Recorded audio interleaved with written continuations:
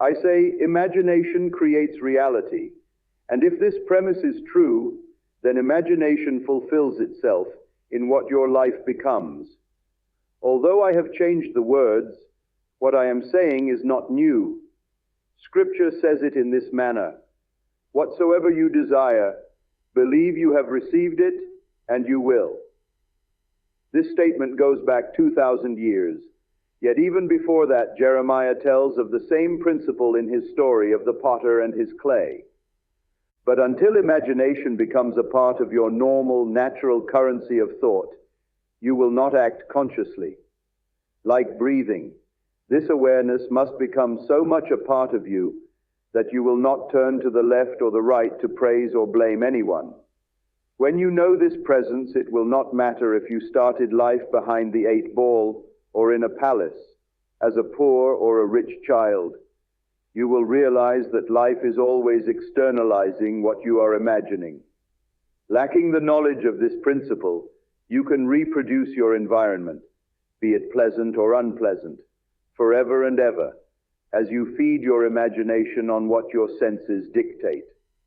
But knowing this principle, you can ignore the present, and untethered by the so-called facts of life, you can imagine the present as you desire it to be, and feed upon your desire, rather than its omission.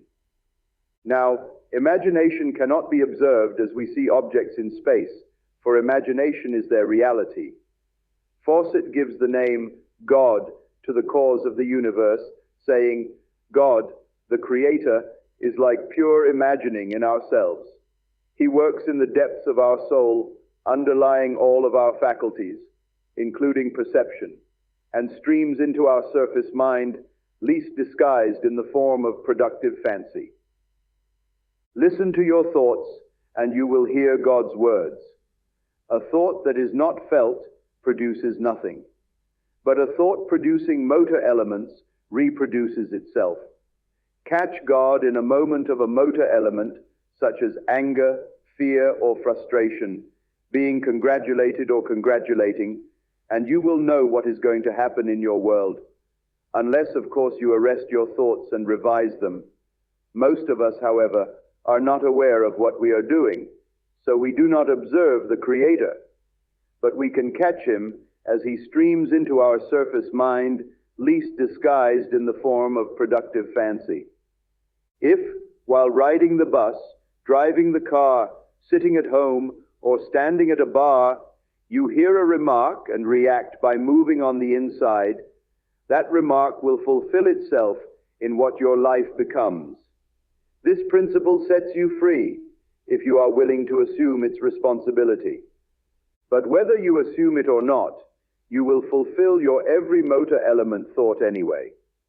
So in the end, you will not sympathize or condemn, but simply tell those who may be going through an unpleasant experience of this principle, and, if they accept it, let the principle work in their lives. Now, I want to show you what I mean when I say you can be exactly what you want to be. Let me begin by telling you that for the last couple of months, I have felt like the devil. Yet I knew I was responsible for the hell I found myself in. The doctor gave me every possible test, and when I saw him yesterday, he told me I was a dilemma. Do you know what a dilemma is? It's an argument presenting two or more alternatives equally conclusive against an opponent.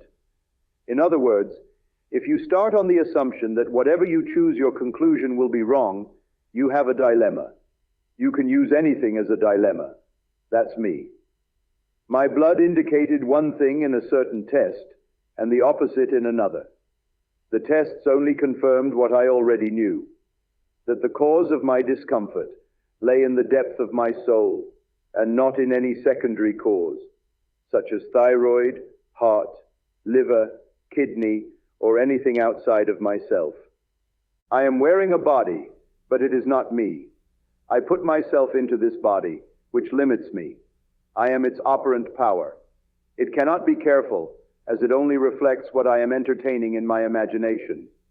I must not justify it, condemn, or excuse myself in any way. Knowing I did not feel well, I changed my feeling. And when the tests, which I had taken to please the one I love, came back, I learned I was a dilemma. I ask you to take the same responsibility, to not pass the buck to any person, organization, situation, or circumstance, but to discover for yourself that imagining truly does create reality.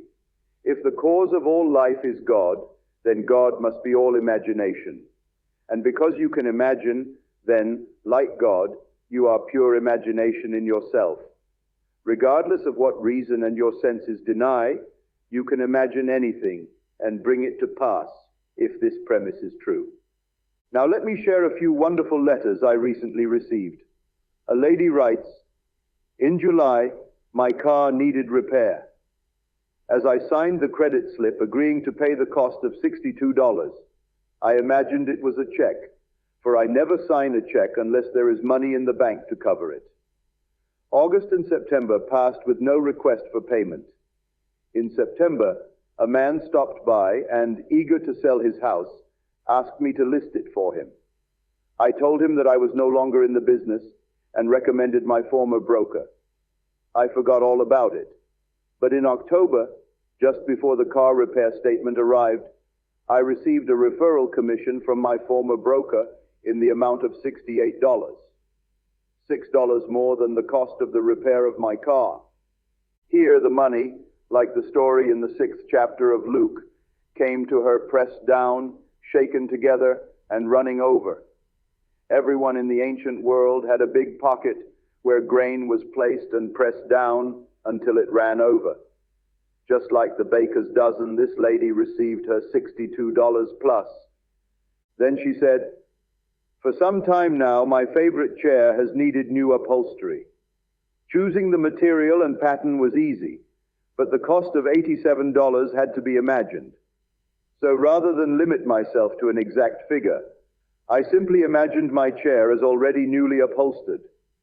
While sitting in it, I denied its worn cover, and when thinking of it while in another part of the house, I always saw it as I desired it to be. In early September, while on vacation, our neighbor had a heart attack.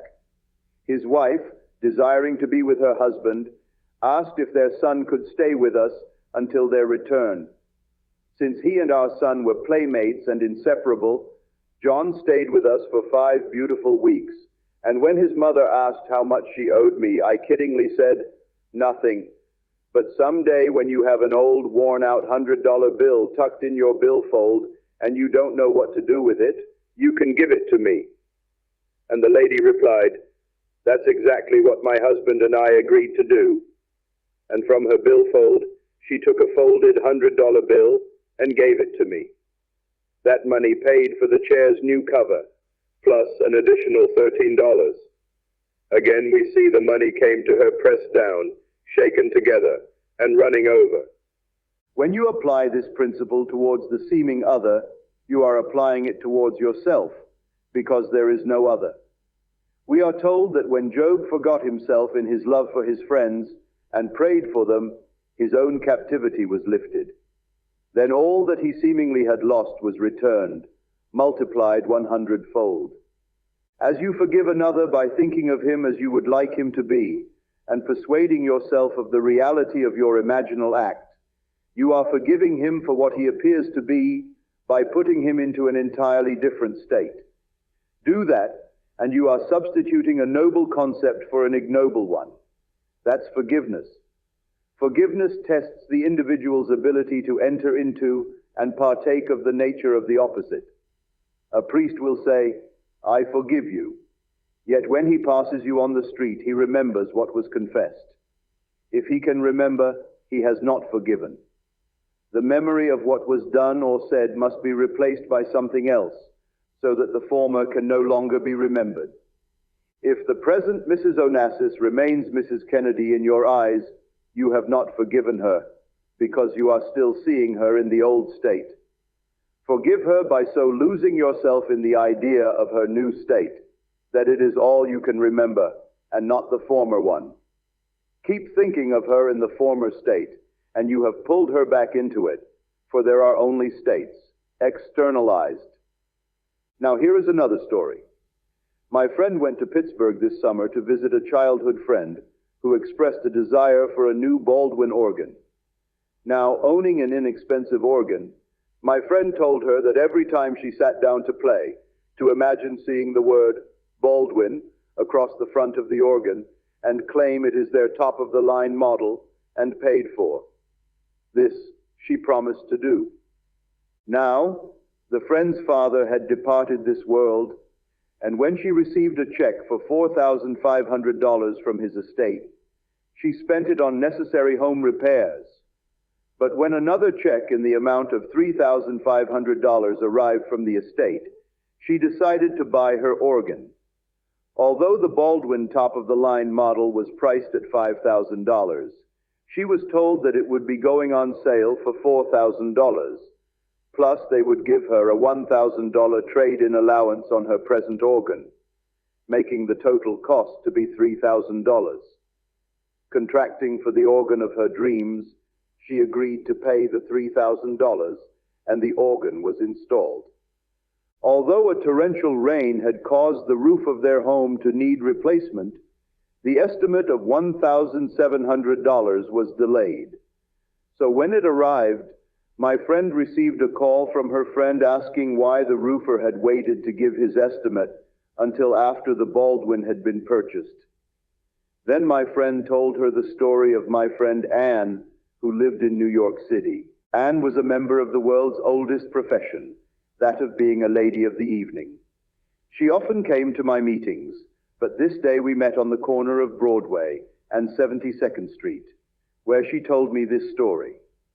One day, while walking by a hat shop, she fell in love with a beautiful hat in its window with a price tag indicating a cost of $17.50. Wanting it so much, she decided to apply this principle.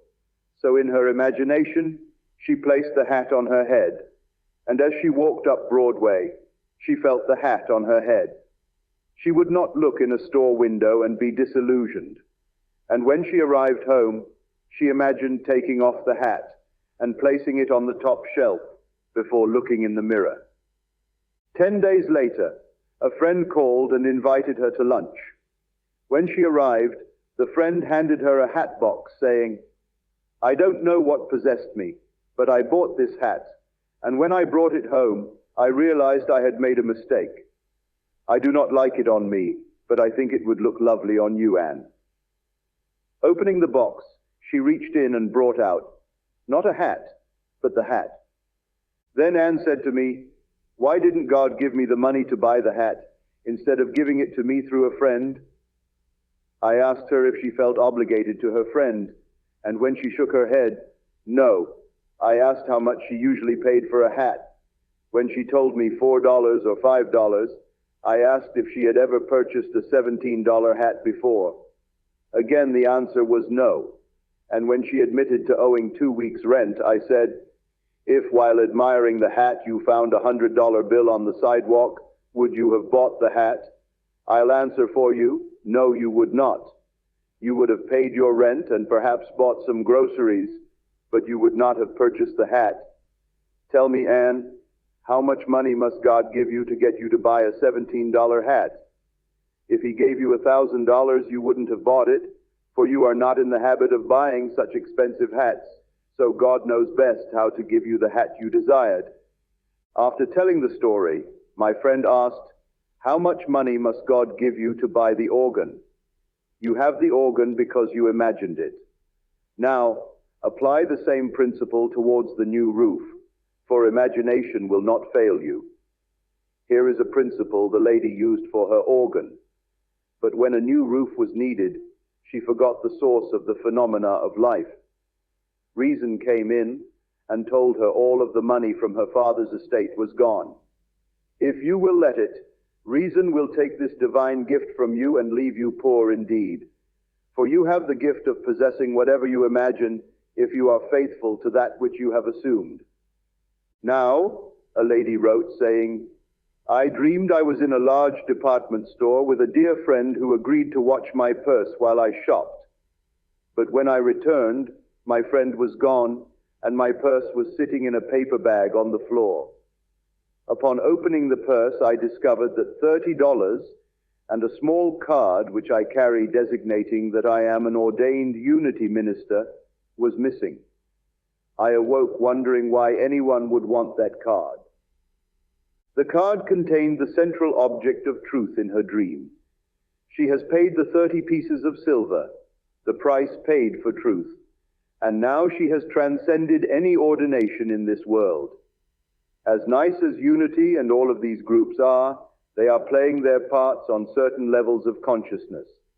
But this lady has gone beyond any man-made ism, be it unity, Christian Science, or science of mind. All of these are man-made doctrines, not based on vision. She was shown that she had paid the price for Christ, and the little card which gave her title to a certain level of consciousness has been removed, for she has transcended the psychological level and entered the third level of the arc of life, the level of vision. She has found Christ because she has paid the price. May I tell you, you have the power within to create anything. Let people be what they want to be, while you set goals for yourself. It doesn't matter what has happened in your life, or what the evidence of your senses tells you, the power of the universe is in you. That power is the Lord Christ Jesus, whose name is I Am. You will never know it, however, unless you test him, for only then will you realize that Jesus Christ is in you. I was taught Christ was on the outside somewhere in space, but I took the challenge and tested myself to discover that I am creative, that I create from within, and that my life is the fulfillment of my own imaginal acts. I haven't always been wise in my choice, for imagination is always fulfilling its imaginal state, and I have imagined unlovely things and reaped them by becoming the fulfillment of what I was imagining. Then I became more alert and discovered I could catch Christ as he streamed into my mind, least disguised in the form of a creative fancy. If my thoughts were motor-driven and they were unpleasant, I knew what to expect, unless I revised them. But whether they were pleasant or unpleasant, I knew I would fulfill them. Envy no one. If a man has $500 million and a girl stands at the top of the social ladder, it is because God in them had the desire and is fulfilling it. Blake was right when he titled his wonderful picture, More, More is the cry of the fool. Less than all is not enough. Scripture tells us, all thine are mine and mine are thine, for all that God is yours as you inherit God. He is your possession, so whatever God is, when you inherit him, less than all is not enough. But the cry of more is the cry of the fool, for as long as he wants more, he never has enough. Mrs. Onassis draws from a trust fund of over $20 million. You would think that was enough, but you can adjust yourself to a way of life where it would not be. There are the demands of charities. Plus, if you desire to be one of the 10 best dressed in the land, you must have a fortune to gratify that desire. There is nothing wrong with it. I personally have no desire to be named among the externally well-dressed. I hope I am internally well-dressed. I hope my light is blinding. I hope my garment is so powerful one cannot stand in its presence unless qualified to be there. And if I modify my garment to suit the level upon which another stands, that he may see the being I represent, I do, but certainly not on the outside. I tell you, imagining creates reality. Believe me, for it is true. Fawcett was right when he said, the secret of imagining is the greatest of all problems, to the solution of which the mystic aspires. For supreme power, supreme wisdom, and supreme delight lie in the far-off solution of this mystery. A friend of mine sent Mr. Fawcett my book and called his attention to the chapter called Revision. He also sent a copy to one who was a physicist at one of our great universities. The physicist felt that since the statements recorded there were not scientifically provable, the book was not worthy of his library. While the old gentleman, who was a philosopher and teacher at Oxford University, wrote the sweetest letter saying, "I do not know who Neville is, but having read the chapter on revision as you requested, I know that he could only have received it from the brothers. No one but the Divine Society could have dictated this chapter." Here was a man filled with praise for a thought the scientist ridiculed because it was beyond his grasp. I ask you to take me seriously. Imagination will fulfill itself, so do not limit yourself by anything that is now happening, no matter what it is. Knowing what you want, conceive a scene which would imply you have it. Persuade yourself of its truth and walk blindly on in that assumption. Believe it is real. Believe it is true, and it will come to pass. Imagination will not fail you if you dare to assume and persist in your assumption, for imagination will fulfill itself in what your life becomes.